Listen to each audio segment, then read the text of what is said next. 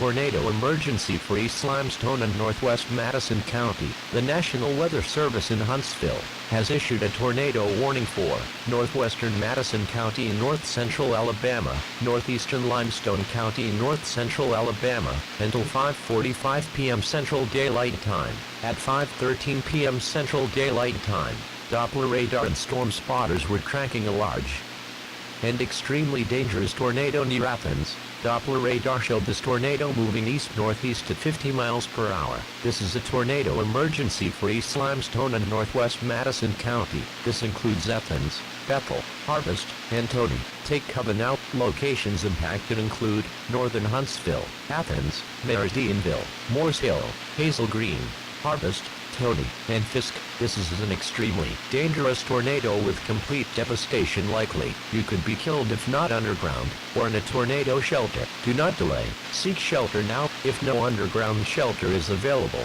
seek shelter in an interior room on the lowest floor of a structure, or if time allows, consider moving to an underground shelter elsewhere. Mobile homes and outbuildings will offer no shelter from this tornado.